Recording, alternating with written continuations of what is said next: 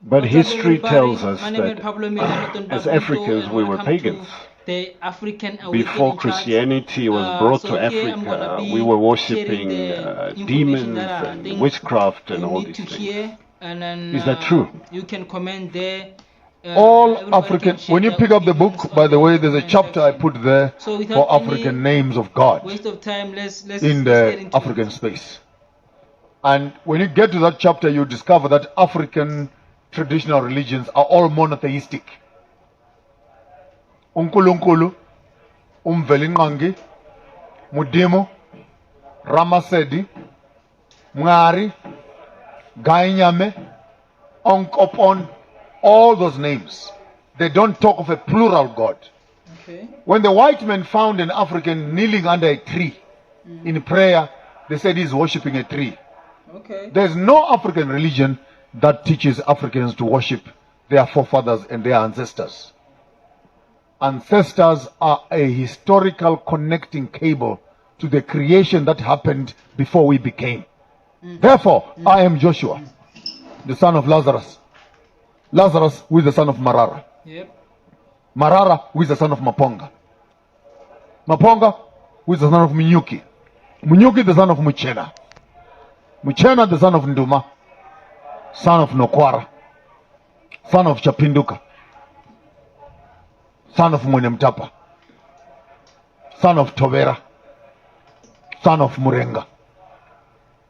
From the great kingdoms of Guruswa in Embo, the sons of Nangashe were in Ethiopia now. Who are the sons of Ham in your Bible? Excuse me, guys. The sons of Cush, the sons of Adam, the sons of God. Now, when you understand that our ululations of our African genealogy is not worshipping ancestors, but recognizing those who were here before us, connecting us to the one who made us before we became.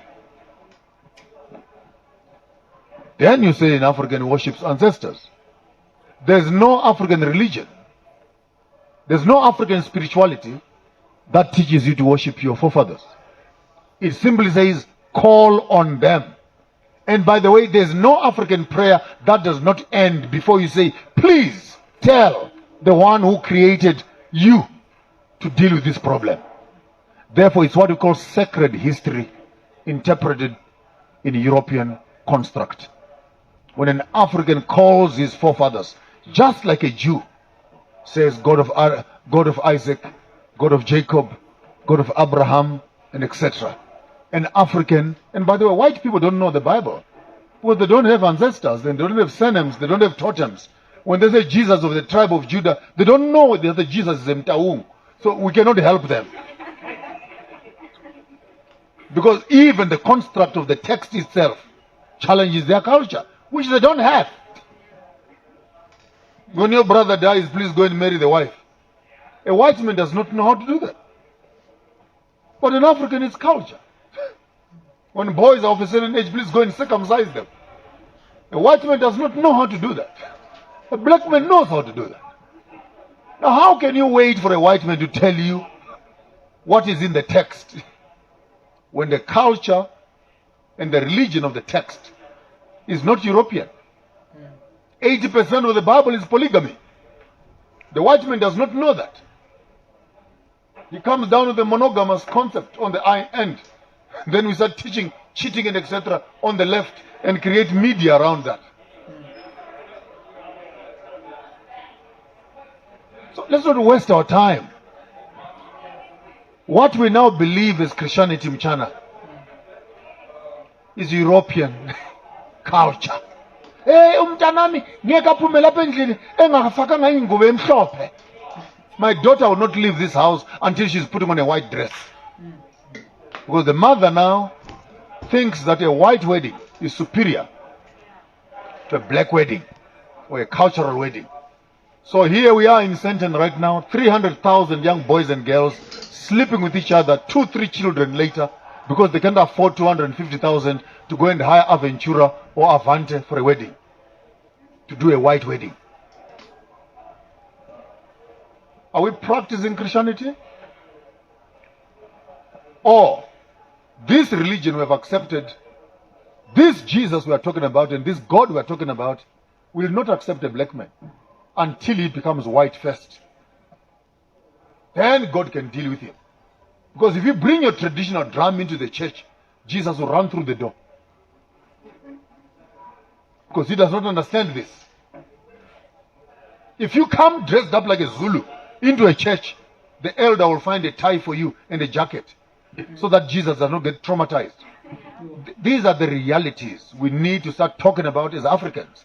That are we saying what we've accepted as Christianity is Christianity, or it is actually European culture? Question. You ask me. And I'll tell you that 60 to 80% of Christian practices is European culture.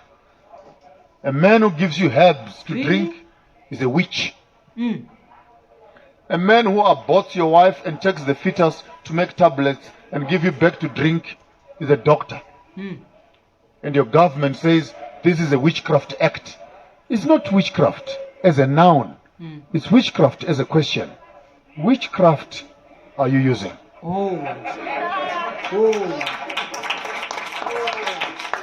Shout out to that. I'm getting nervous because that stick keeps pointing at me and I've got a feeling it can end up hitting me if I say the wrong thing. In the book you say the white God does not hear black prayers unless we are presented in a European way. What do you mean? Because we've been praying all our lives. Because the African child is not at liberty to present himself before the white God without changing his culture first. Then we understand that Christianity has to do with the sodomizing of the African culture. Because when an African approaches God as an African, Jesus cannot accept them. Therefore, religion is founded on cultural transformation, economic transformation, political transformation, fashion transformation, pharmaceutical transformation, spiritual transformation. Because as an African, God cannot deal with you, Mlapa. If you come out as a Tswana in your Tswana underwear with a stick on your shoulder and you walk up to church, half of the church will run through the door. But they cannot deal with the African until he has been to Edgar's and Markham's. That's the point, by the way. And got himself a tie and a jacket to be accepted. When I make those comments, I'm saying we must be careful that when we buy bread, we don't swallow the plastic also. Eat the content, but the packaging of the gospel. But the way, while we are on that, let me be very clear. What do you mean, Pastor? That Christianity is colonialism. Because had the Muslim been here before Christians, ask me what you will have been. Talk to me. Go to Egypt if you don't know. Go to Kenya if you don't know. Go to Tanzania if you don't know. Go to Malawi if you don't know. The populations are Muslims. Why? Because the colonialists who came had the same complexion of the religion they brought. So don't tell me I'm a Christian. Say I'm a colonized Christian. But that's what it's all about. Had Allah been here and Muhammad before Jesus was, you'll have been saying Allah Akbar. Bombs after and bombs. Equally convinced that there is only one God but Allah. And I love Muslims, by the way. If you believe that when you die you go to heaven, the Muslim says, can I kill you and we go together? Then the Christian is always not ready to die.